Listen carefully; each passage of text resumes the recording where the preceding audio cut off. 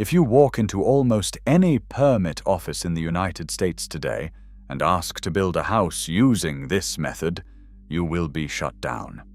Yet foreign governments send delegations to America just to study how it works. Structures built this way have survived a century of blizzards, tornadoes, and prairie winds. Laboratory tests prove the walls have double the insulation value of your current home.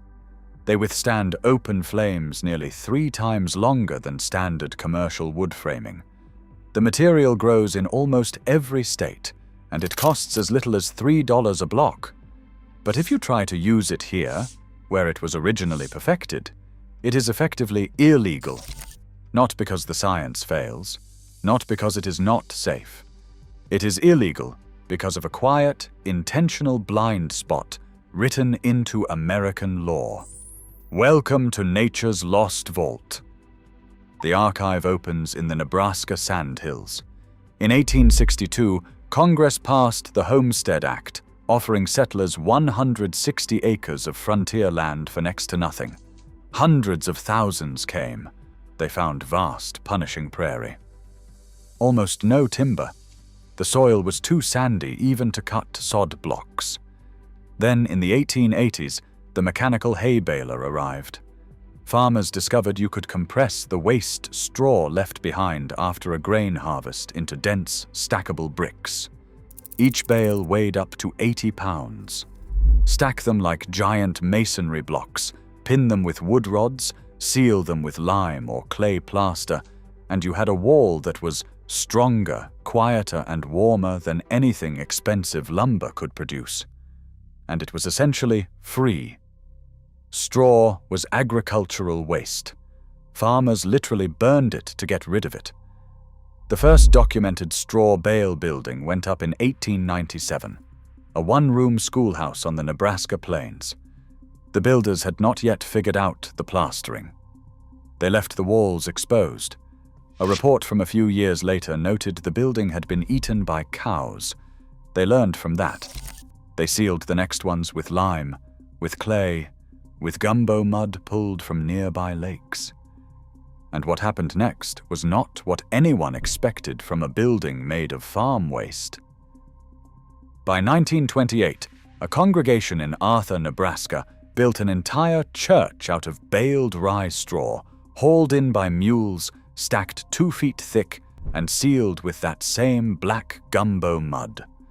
The bales were hand-tied with wire. The walls went up by community labor, neighbors stacking bales the way earlier generations had raised barns. When it was done, they plastered both faces by hand, and the church opened its doors. Decades later, when restorers opened those walls during a renovation, they found the straw inside completely intact. Not a trace of rot, not a trace of collapse. Ruth Yeagerler, the church caretaker who has watched over the building for years, described standing beside that wall and looking at straw that had been sealed inside since 1928. Still pale, still dry, still holding. That church is listed on the National Register of Historic Places today. Tourists drive hours to see it. Foreign governments have sent formal delegations to Arthur, Nebraska to study it. A community that built it in a single season with agricultural waste and lake mud created something that outlasted every material the modern construction industry told us to use instead. Dozens more went up across the sandhills in those decades. Houses, farms, schools, offices, grocery stores. Structures still standing today wearing their original plaster coats. These were not primitive shelters. These were enduring structures, built by people who understood something the rest of the world would take another century to prove in a laboratory. In 1998, researchers at Oak Ridge National Laboratory ran formal thermal testing on straw bale walls. A standard wood-framed wall built to modern code registers R19. A 23-inch straw bale wall registers R30. That is more than double the insulation value of the wall in your house right now. The average American household spends over $2,000 a year on energy bills. Straw bale homes have recorded energy savings as high as 75% compared to conventional construction over the life of a mortgage. That is money leaving your pocket every single month to heat and cool walls that a $3 block of straw would have insulated twice as well. The fire tests were even more startling. A plastered straw bale wall was blasted with open flame at temperatures above 1,800 degrees Fahrenheit. The wall held for more than 2 hours without structural failure. The dense compaction of the straw chokes off oxygen, making combustion nearly impossible. A wood-framed wall built to commercial standards burned through in 30 to 45 minutes. The material everyone assumed was a fire risk outlasted the material that replaced it by nearly 3 times. The cost is simple.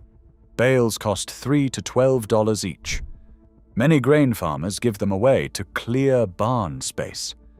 1/10 of the residual straw North America produces from grain harvests each year could build over 2 million large homes. The raw material to house the entire country sits in fields being burned. So how did a building material that outperforms the modern standard on every measurable axis disappear from American construction for a century? The answer begins in Toledo, Ohio, in 1938. 2 glass manufacturing giants formed a joint venture to commercialize a new material, fiberglass. They called the company Owens Corning. Within a decade, they had embedded their product in the post-war housing boom as the default insulation standard for American homes. Then they did something more permanent. They got themselves written into the building code. Not a law that named straw bale and banned it. Something quieter and more effective than that. The code simply said nothing about straw bale at all.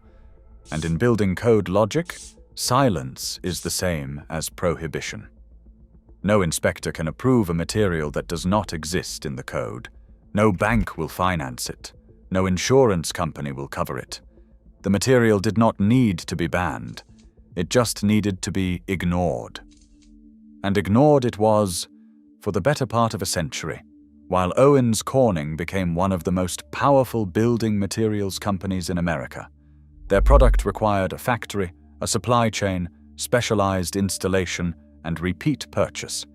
Straw bale required a harvest and a set of hands. One of those generates perpetual revenue. The other does not. But there is another part of this story that the industry would prefer you never connected. Owens Corning manufactured more than fiberglass during those decades of market dominance. For 40 years, the company produced insulation that contained asbestos, exposing factory workers and homeowners across the country. They knew the risks, and they did not disclose them. The liability eventually became so large, the company collapsed into bankruptcy, establishing a trust of over $5 billion to pay its victims. Over 800,000 claims were filed against it.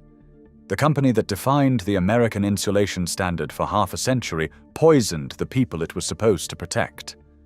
Meanwhile, the 1928 church in Arthur, Nebraska, built from agricultural waste and lake mud, was still standing. Getting straw bale back into the code required the kind of effort no corporation ever has to make.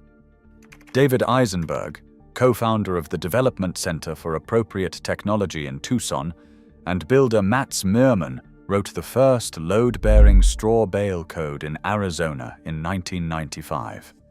Then California architect Martin Hammer spent 13 years drafting a national appendix, entirely on volunteer time.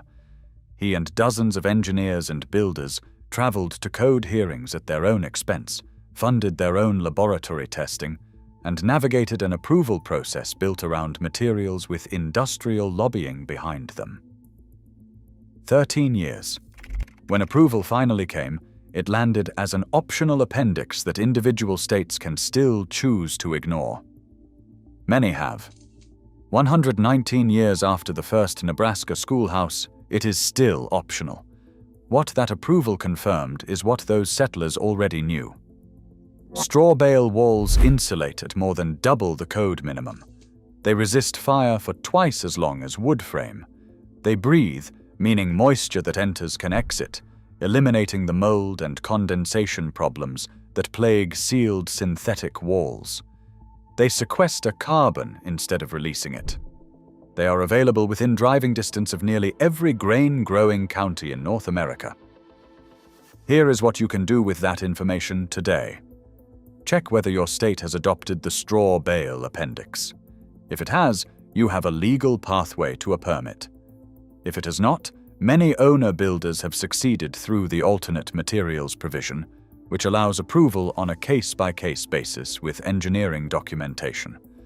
For a small structure or outbuilding that does not require a permit in your jurisdiction, the technique is unchanged from 1897. Stack the bales, pin them with bamboo or wood rods, and seal both faces with lime or clay plaster. No fiberglass, no spray foam, no supply chain, no toxins. This is a simple, local building method. It is a material that grows in fields within a few miles of where you are sitting right now. It builds a wall that science says will outlast anything the code currently requires you to build. The bales cost $3 to $12. The plaster is clay or lime. The labor is your hands and your neighbors. The knowledge is 130 years old. They built that church in Arthur with mules, lake mud, and community labor. It has outlasted the billion-dollar industry that tried to replace it. The 1897 schoolhouse was eaten by cows because no one plastered the walls. Everything since then has been a lesson in finishing what you start. The walls are waiting. The straw is in the fields. Now you know what they spent more than a century trying to make sure you never found out. If this vault opened something for you, subscribe to Nature's Lost Vault and hit the bell. Every like and every share preserves what they tried to erase. The next vault opens soon.